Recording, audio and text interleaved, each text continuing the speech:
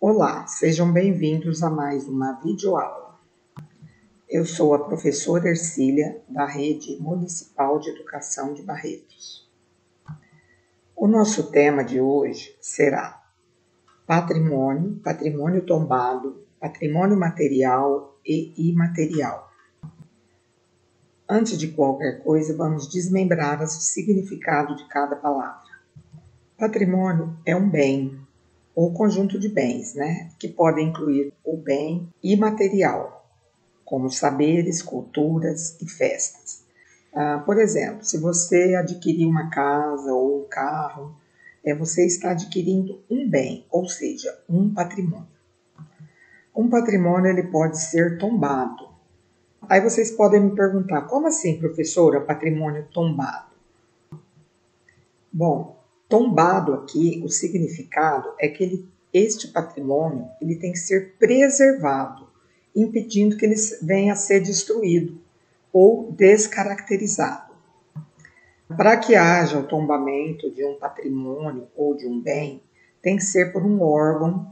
Não é qualquer pessoa que pode chegar e pedir o tombamento de um patrimônio. Ele tem que ser feito através da União, do Estado, município ou da Unesco. A Unesco é a sigla para Organização das Nações Unidas para Educação, Ciência e Cultura. Ela foi fundada após o final da Segunda Guerra Mundial e ela tinha o objetivo de contribuir para a paz. O tombamento é realizado quando ele faz parte da história da humanidade e para isso ele precisa ser preservado. Vamos ver agora algumas imagens de patrimônio tombado, patrimônio material. Aqui nós temos a imagem do Coliseu, na cidade de Roma, na Itália, e foi construído no ano de 72 d.C. O Coliseu pode abrigar de 50 a 80 mil espectadores. Esse edifício, essa construção grandiosa, na época ela era utilizada para a luta de gladiadores ou para encenação de batalhas, muitas vezes batalhas marítimas. E em 2007 ele foi eleito como uma das 7 maravilhas do mundo. Aqui nós temos outra imagem de patrimônio tombado, que são as pirâmides do Egito. Saímos da Itália, passamos pelo Egito e agora chegamos ao Brasil, mais precisamente ao Rio de Janeiro. Em 2012, a Unesco considerou o Cristo Redentor como parte da paisagem do Rio de Janeiro e incluiu na lista de patrimônios da humanidade.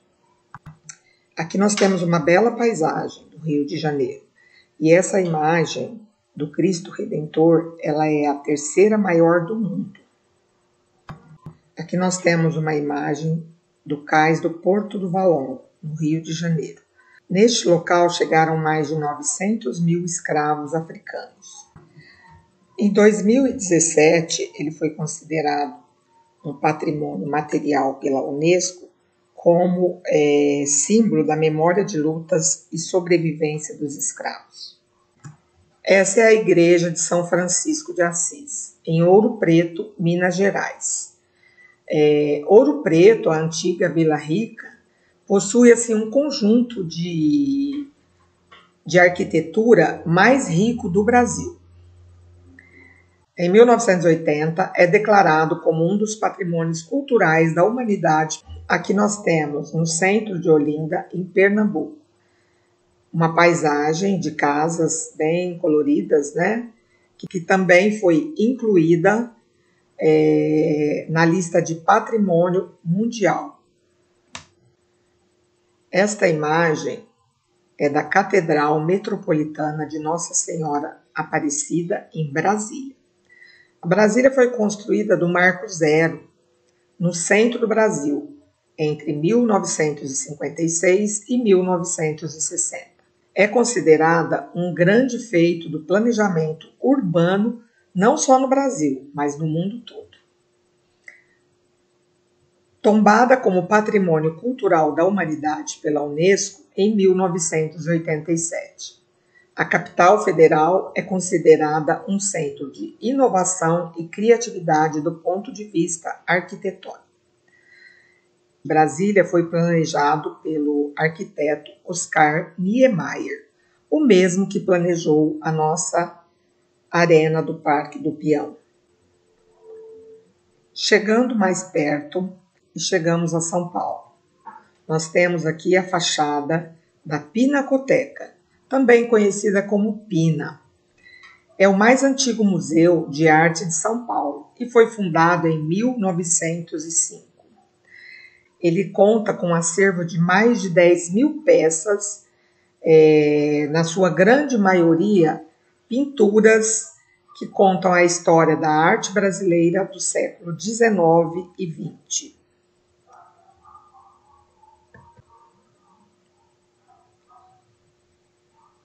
Saindo de São Paulo, agora estamos em Barretos. Aqui também temos patrimônio tombado. Quem já foi ao recinto Paulo de Lima Correia? É o local onde eram realizadas as antigas festas de peão. Para você que é mais jovem, não pense que as festas, a nossa grande festa do peão, começou lá naquele parque. Não, inicialmente ela era realizada aqui, nesse pequeno recinto, que está localizado ali pertinho do terminal rodoviário. Nós temos aqui um pequeno museu em Barretos, você sabia? Ele está localizado na 17 com a rua 16. Este museu é chamado Rui Menezes, ele é aberto ao público e ele está nesse local desde 1979. Voltando um pouco ao nosso tema, que é patrimônio, lá atrás eu falei com vocês que existe o patrimônio material, o patrimônio imaterial. A palavra imaterial aqui, ela traz o sentido de negação, de não matéria. Então, todo o patrimônio material, ele vai além do material, de objetos. Alguns exemplos de patrimônio imaterial, que vão desde os saberes, o modo de fazer, as formas de expressão, as festas, danças populares, lendas, músicas, costumes e tradições, como, por exemplo, o nosso folclore. Aqui nós temos uma imagem de um patrimônio imaterial, que é bem brasileiro, a nossa famosa capoeira. Você já jogou capoeira? Aqui nós temos outra manifestação cultural brasileira que faz parte do nosso patrimônio imaterial, o frevo, que é realizado durante o carnaval em algumas cidades, principalmente em Olinda, no Pernambuco. Aqui uma imagem do mestre-sala e porta-bandeiras, do nosso carnaval, do nosso famoso carnaval, né, que é realizado todo ano aqui no Brasil e conhecido como uma das festas mais famosas do mundo. O carnaval é uma festa bem popular, né, e é considerado também a maior festa do mundo pelo livro dos recordes. É uma celebração mundialmente famosa. E agora, quem já participou ou experimentou a famosa queima do alho?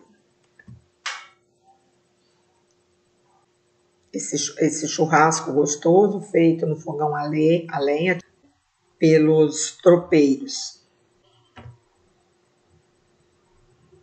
Agora eu vou falar um pouco sobre um patrimônio bem famoso, bem conhecido aqui na nossa região de Barretos. Antigamente, os peões eles eram responsáveis por conduzir toda a boiada pelo interior do país. E com isso, eles deixaram sua cultura para as futuras gerações. Com o toque do berrante, eles avisavam quando era o horário do almoço, o horário de partida, ou mesmo quando tinha um animal desgarrado. Como esses peões viviam pelas estradas, a alimentação tinha que ser bem forte para que eles resistissem esse tempo todo que estavam fora de casa. Para isso, eles levavam os alimentos dentro de umas caixas de madeira, que eram chamadas de bruacas, e eram carregadas pelos animais. Essa alimentação tinha que ser bem prática, porque eles tinham que parar ali no meio da estrada e fazer o seu almoço, seu jantar. Foi daí então que nasceu o cenário da queima do alho. Nesse cardápio, que conta com arroz, feijão, carne em um fogão totalmente improvisado no chão, com pedaços de lenha, chapa e panelas rústicas. Essa necessidade dos peões de criar esse alimento improvisado acabou se tornando um patrimônio cultural imaterial, gente. É uma tradição que é mantida, em especial pela Festa de Barretos, que realiza todo ano a famosa queima do alho, há mais de 65 anos. A disputa para a melhor queima do alho reúne mais de 20 comitivas de diversos estados do Brasil. Leva o título aquele que preparar o prato mais saboroso, seguindo os costumes dos peões de boiadeiro, que é preparar a comida no chão sem nenhuma ajuda tecnológica. O arroz carreteiro, feijão gordo, paçoca de carne e carne de churrasco. Uma delícia, né? Para encerrar a nossa videoaula de hoje, pesquisando, eu encontrei alguma coisa bem interessante. Um projeto de lei do deputado Simval Malheiros, de 2017, onde ele pede que a festa do peão seja elevada à condição de patrimônio cultural e material do Brasil. Bacana, não é? Bom, finalizando por aqui, espero que vocês tenham... Finalizando aqui... Não é finalizando, não. Agora sim, vamos à atividade. A atividade pode ser realizada de duas maneiras, ou você pode criar a sua própria maneira de apresentar o trabalho aqui. Então, você pode pesquisar, organizar e relacionar objetos que você tenha na sua casa. Você pode organizar objetos que tenham valor histórico para a sua família. Esses objetos, eles podem ser dispostos de duas maneiras. A primeira, você pode tirar fotos, tá? E, se possível, transformar essas fotos em imagens, imprimir, recortar e montar uma colagem. Você pode ainda trabalhar com tinta, com sucata, com mais desenhos sobrepostos. Use a sua criatividade. Caso não seja possível, você pode simplesmente fazer uma montagem com os objetos, tirar uma foto e postar para o grupo da sala. Então é isso, pessoal. Usem a sua criatividade, o que você estiver em casa, não precisa comprar nada.